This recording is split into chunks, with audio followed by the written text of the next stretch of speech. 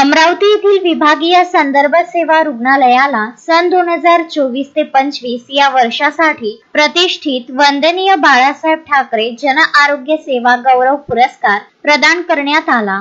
आयुष्यमान भारत प्रधानमंत्री जन आरोग्य योजना आणि महात्मा ज्योतिराव फुले जन आरोग्य योजना या सरकारी योजनांतर्गत शासकीय रुग्णालयांमध्ये केलेल्या उत्कृष्ट कामगिरीसाठी हा सन्मान देण्यात आला। पुणे येथे पार पडलेल्या समारंभात आरोग्यमंत्री प्रकाश आंबेडकर यांच्या हस्ते रुग्णालयाचे वैद्यकीय अधीक्षक डॉक्टर अमोल नरोटे आणि डॉक्टर श्याम गावंडे यांनी हा पुरस्कार स्वीकारला।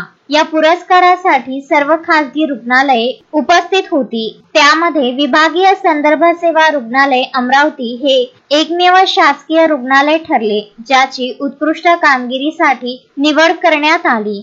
रुग्णालयाने 58 किडनी ट्रान्सप्लांट आणि कॉक्लिअर इम्प्लांट शस्त्रक्रिया यशस्वीरित्या केल्या। 2024 ते 25 मध्ये 12,562 हून अधिक डायलिसिस केले गेले आणि 18,300 पेक्षा जास्त एकूण शस्त्रक्रिया पार पडल्या।